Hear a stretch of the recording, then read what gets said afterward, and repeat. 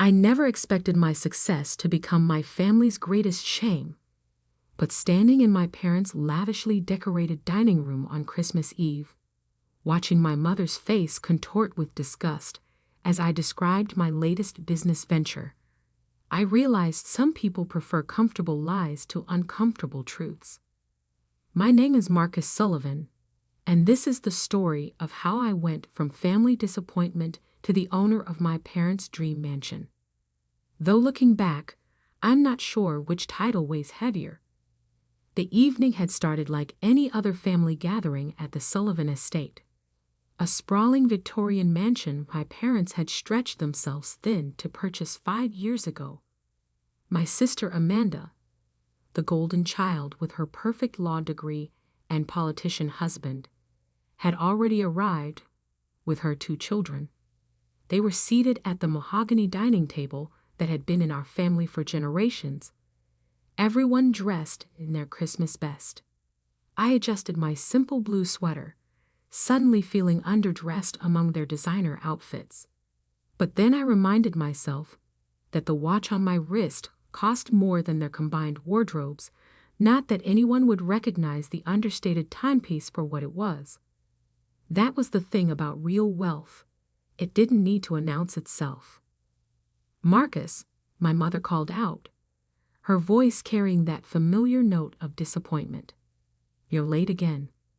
I suppose punctuality isn't important in your— what are you calling it these days? Your startup?" I took my assigned seat, the wobbly chair at the far end of the table, as far from the head as possible. Some things never changed. "Actually, Mom, we just closed our Series B funding round. $15 million in new investment." The silence that followed was deafening. Amanda's husband Richard snorted into his wine glass. $15 million? Come on, Marcus. We all know these tech companies inflate their numbers. What do you really do all day?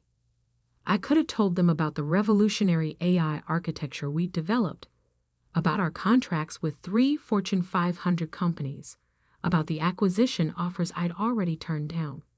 Instead, I just smiled and reached for the bread basket. "We solve problems, Richard. Big ones. Problems." My father finally spoke up from the head of the table, his voice carrying the weight of decades of disapproval. "The only problem I see is you wasting your life on these fantasies. Your sister made partner at her firm this year. What have you achieved?" I watched as Amanda preened under our father's praise, adjusting her perfectly styled hair. "Daddy's right, Marcus. It's time to grow up. I could get you an interview at the firm. Something entry-level, of course. You'd have to work your way up." "That's very kind," I said, cutting into my turkey. "But I'm good where I am." My mother's fork clattered against her plate. "Good? Good? You live in that tiny apartment, drive that old car, and wear the same clothes year after year. How is that good?" What they didn't know was that my tiny apartment was actually the entire top floor of one of the city's most exclusive buildings. My old car was a deliberately understated luxury model with custom engineering. And my same clothes were handmade by artisans who didn't advertise their work with logos or labels.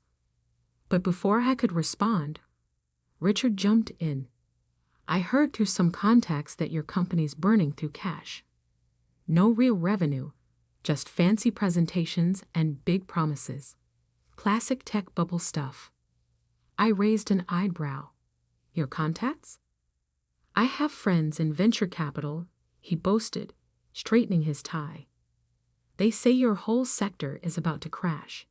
Smart money's getting out." I had to suppress a laugh. The smart money he was referring to was likely the Mills Brothers Fund, the same one that had practically begged to lead our latest funding round. I turned them down, preferring to work with investors who actually understood our technology. "Richard," I said calmly, "maybe your friends should do better due diligence." My mother slammed her hand on the table, making the crystal glasses jump. Stop it. Stop pretending to be successful. You're just a useless dreamer, living in a fantasy world, while your sister actually makes something of herself. Dad nodded along, his face stern. Your mother's right. This has gone on long enough. Either get a real job, or stop coming to these family events. We can't keep watching you throw your life away. I looked around the table, at my father's expensive watch, my mother's new jewelry, Amanda's designer dress. All the trappings of wealth they could barely afford, bought with credit and appearances to keep up with the neighbors. I knew about their mounting debts, the missed mortgage payments, the tax liens they were hiding. Being on several bank boards had its advantages. Maybe you're right, I said quietly, standing up. Maybe it's better if I stop coming around for a while. Finally, my mother sighed. He sees reason. I walked to the door, then paused. Oh, and Mom, Dad, you might want to check your mailbox more carefully. Those certified letters from the bank usually contain important information. Their faces paled slightly, but I was already walking out, closing the heavy front door behind me. As I got into my old car, I pulled out my phone and sent a quick text to my CIO. Start the process. Everything we discussed. They had no idea what was coming. But in 3 months, they'd learn exactly how useless their son really was. I pulled away from the mansion, watching it shrink in my rearview mirror. Soon, it would have a new owner. And the real estate agent's call would just be the beginning of their education about success, appearance, and the true meaning of value. Sometimes the best revenge isn't about destroying someone's world. Sometimes it's about letting them destroy it themselves, then buying the pieces at market value. The Christmas lights twinkled mockingly in the distance as I drove home to my tiny apartment, already anticipating the meeting with the bank's foreclosure department scheduled for the new year. After all, what's the point of being a useless dreamer if you can't make a few dreams come true? And this one was just getting started. January arrived with a flurry of certified letters to the Sullivan Mansion. Each one bore the same message. The grace period was over. My father had leveraged everything to maintain their lifestyle. The house, their retirement accounts, even Amanda's trust fund. Now it was all coming due. I watched from my office on the 47th floor as my plan unfolded. The view of the city stretched out before me, snow falling softly on the streets below. My assistant, Sarah, entered with a stack of reports. The bank board approved your proposal unanimously, she said, placing them on my desk. They were quite impressed by your strategy for handling distressed luxury properties. I nodded, scanning the documents. And the other matter? Your sister's law firm just lost their biggest client. Apparently, someone convinced their entire tech division to switch legal representation. Sarah's lips twitched slightly. Their partner track might be experiencing some delays. I leaned back in my chair, thinking about Amanda's smug face at Christmas dinner. She'd been so certain of her superiority, never suspecting that her precious law firm depended heavily on clients who respected my opinion. My phone buzzed. A text from Richard. Need to talk. Urgent. Financial matter. I ignored it, just as I'd ignored the last dozen messages from various family members. Instead, I pulled up the real estate listings on my laptop. The Sullivan Mansion, once the crown jewel of Oakwood Heights, was now featured prominently in the distressed properties section. 3 weeks after Christmas, my mother tried a different approach. I found her waiting in my company's lobby, dressed in her finest outfit, pretending she just happened to be in the area. Marcus, she said, trying to hide her shock at the sleek, modern office space. Why haven't you returned our calls? We're family. I gestured for her to follow me to my private conference room, glass-walled, overlooking the city center. Her eyes widened at the view, at the obvious signs of success she'd refused to see before. Family, I repeated, letting the word hang in the air. Is that what we were at Christmas? She had the grace to look slightly ashamed. We were harsh, but we worry about you. And now, she twisted her hands together, designer bracelet catching the light. Now we need your help. The bank, they're being unreasonable. Your father's business has hit a rough patch. That's all. If you can just loan us. How much?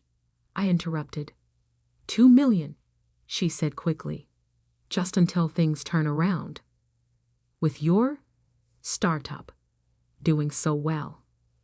I pulled up some documents on the conference room's display. You mean the startup that was burning through cash? The one that made me a useless dreamer? I scrolled through page after page of financial statements. The one that just acquired your husband's largest competitor for $300 million. Mom's face went pale as she read the headlines, the acquisition announcements, the glowing profiles of our technology in major business publications. But Richard said, Richard? I said calmly, gets his information from golf buddies and cocktail parties. I get mine from boardrooms and bank vaults. Speaking of which, I pulled up another document. Did you know he's been lying about his own firm's finances? That bonus he's been bragging about. It bounced. Twice. She sank into one of the leather chairs, her carefully constructed world crumbling. Marcus, please. We're about to lose everything. No, Mom. You're about to learn the difference between appearing successful and being successful. I stood up, straightening my custom-made jacket. The bank's foreclosure proceedings will continue. I suggest you start looking for a new place to live. We'll be homeless, she cried. Oh, I doubt that. Amanda's condo has a spare room, doesn't it? Though you might find it a bit cramped. I smiled, remembering all her comments about my tiny apartment. Now, if you'll excuse me, I have a meeting with some venture capitalists. Real ones, not Richard's golf buddies. After she left, I called my real estate agent. How's the Sullivan property looking? Bank's putting it up for auction next month. Given the market conditions and the property's issues, it should go for well below market value. Perfect. Have everything ready. And make sure the purchase is made through one of our subsidiary holding companies. I don't want my name appearing until exactly the right moment. February brought record snowfall and a cascade of financial disasters for my family. Dad's business contracts dried up as word spread about his financial troubles. Amanda's partner track derailed as her firm struggled with departing clients. Richard's golf club quietly revoked his membership over unpaid dues. I watched it all from a distance, receiving regular updates, but never responding to their increasingly desperate messages. Each one reminded me of different Christmas dinners, different insults, different moments of dismissal and derision. The foreclosure notice appeared in the local paper on a Tuesday. By Wednesday, my mother had called 17 times. On Thursday, my father swallowed his pride and came to my office. He looked older, grayer, the weight of his collapsing empire evident in the slump of his shoulders. Son, he said, the words sounding foreign on his lips. I know we've had our differences. Differences? I kept my voice neutral. Is that what we're calling it now? I was wrong, he admitted, staring at his hands. About your business, about your choices. I see that now. But please, this house, it's your mother's dream home. We can't lose it. I pulled out my phone, showing him an email. You already have. The bank is auctioning it next week. Unless you can come up with $2 million by Monday, it's over. $2 million, he whispered. The same amount your mother asked to borrow. Interesting coincidence, I agreed. Unfortunately, my company has already allocated those funds to a different real estate investment. His eyes narrowed. You're buying properties now. Among other things, it's amazing what you can do with actual revenue and solid business fundamentals. He left my office a broken man, finally understanding that his son had surpassed him in every way that mattered. But he still didn't know the best part. That revelation would come at the auction, when the new owner's name was finally revealed. March arrived with unseasonable warmth, melting away the last traces of winter just in time for the auction. I didn't attend personally. That would have spoiled the surprise. Instead, I sent my lawyer with clear instructions and waited in my office for the call. It came just after noon. It's done, my lawyer said. Property acquired at 30% below market value. The paperwork will be public record within the hour. I smiled, imagining the scene that would unfold when my family's realtor saw the name on the deed. Sometimes the best revenge isn't just about winning. It's about teaching a lesson that can never be forgotten. And this lesson was about to hit home in the most literal way possible. The meeting was scheduled for 3 p.m. at Maxwell and Associates Real Estate. My family had no choice but to attend. The bank required all parties to be present for the final property transfer. I arrived early, parking my old car where I could watch them arrive. Amanda came first, her designer clothes now looking slightly worn, her perfect hair showing traces of gray she couldn't afford to cover anymore. Richard skulked in behind her, his former swagger replaced by a nervous twitch. My parents arrived last, Mother dabbing at her eyes with a monogrammed handkerchief, Father looking like he'd aged a decade in 3 months. I waited until they'd all gone inside before following. The receptionist recognized me immediately. After all, I owned the building through one of my holding companies. They're in the main conference room, Mr. Sullivan, she said quietly. Everything's prepared exactly as you requested. Jessica Maxwell, the real estate agent, was already midway through her presentation when I slipped into the back of the room. None of my family members turned around. They were too focused on the documents being displayed on the screen, papers that would officially transfer their beloved mansion to its new owner. As you can see, Jessica was saying, the property was purchased at auction by Horizon Ventures LLC, a subsidiary of. She stopped, finally noticing me. Oh, Mr. Sullivan, I didn't realize you'd be joining us personally. 4 heads whipped around, faces showing various stages of shock and confusion. Marcus, my mother whispered, what are you doing here? I walked to the front of the room, each step measured and deliberate. Please continue, Jessica. You are about to explain who purchased the property. She nodded, clicking to the next slide. As I was saying, the property was purchased by Horizon Ventures LLC, a subsidiary of Summit Innovation Group, whose CEO and majority shareholder is. She paused, letting the moment build, Marcus Sullivan. The silence that followed was absolute. I could almost hear the pieces clicking into place in their minds. Richard found his voice first. You bought the mansion? Actually, I said, settling into the chair at the head of the table, my father's usual position. I bought a distressed property at market value. The fact that it happens to be your mansion is merely an interesting coincidence. But, Amanda's voice cracked. But how? Your startup. My company. I corrected her. which is now valued at just over $1 billion, thanks to our recent technological breakthroughs and strategic acquisitions, including, I believe, your law firm's largest client. Her face went pale as she finally made the connection. You were behind that? Along with Richard's club membership being revoked, Dad's contracts drying up, and several other recent developments. I spread my hands. Amazing how many doors open when you actually build something of value instead of just pretending to be valuable. My father's face had turned an interesting shade of red. This is revenge, then, for Christmas?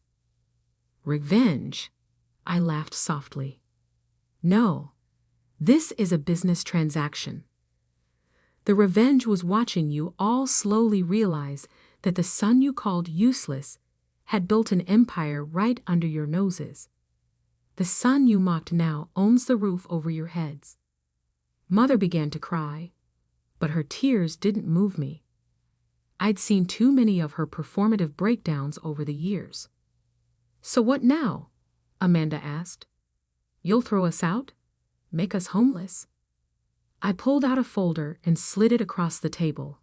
Inside, you'll find a rental agreement. The property will be managed by my company, and you can continue living there as tenants. The rent is set at market rate. No family discounts. If you can afford it, you can stay. And if we can't, Richard challenged, though his voice lacked its usual confidence, then I believe Amanda's condo has that lovely spare room you can use, though it might be a bit cramped. I smiled, remembering their comments about my apartment. Of course, you'll have to pay rent there too. I bought that building last week. The room erupted in chaos. Amanda burst into tears. Richard started making threats. Mother wailed about family loyalty. Only Father remained silent, staring at me with what might have been the first glimmer of respect I'd ever seen from him. I let them vent for a moment before standing. The rental agreement needs to be signed by Friday. If you choose not to sign, you'll need to vacate the property by the end of the month. Jessica will handle the details.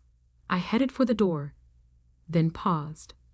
Oh, and one more thing. They all looked up, faces showing a mix of anger, fear, and dawning respect.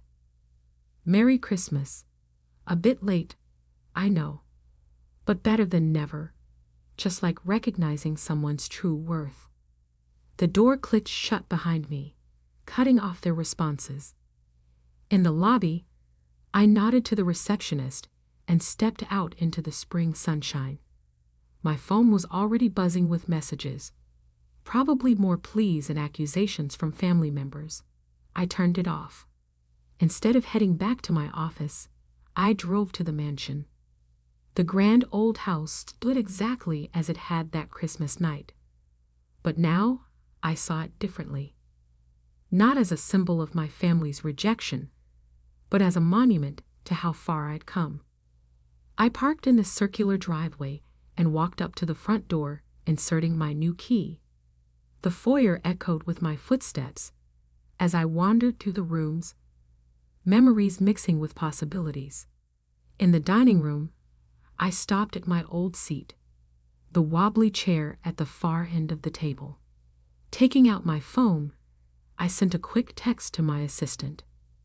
Have the entire house remodeled. New furniture, new everything. But keep one piece, the wobbly chair at the end of the dining table. Frame it and put it in my office. Sometimes success isn't about proving others wrong. It's about proving yourself right. And sometimes the best revenge isn't about making others lose everything. It's about showing them exactly what they failed to see. As for my family, they signed the rental agreement on Friday. Now they live in my house, drive past my company's headquarters, and wake up every day to fresh reminders that the useless dreamer they mocked owns the world they thought they ruled. But the biggest change wasn't in their circumstances, it was in their eyes. Gone was the contempt, the dismissal, the casual cruelty. In its place was something new, understanding. Understanding that success isn't about appearances or pretense. It's about building something real, something valuable, something that lasts. And in the end, that understanding was worth more than any mansion could ever be. These days, when I host family dinners in my newly remodeled mansion, everyone gets comfortable chairs. Everyone, that is, except for the empty wobbly chair at the far end, kept as a reminder that sometimes the person you put in the worst seat at the table might just end up owning it. And for a useless dreamer, that's not a bad ending at all.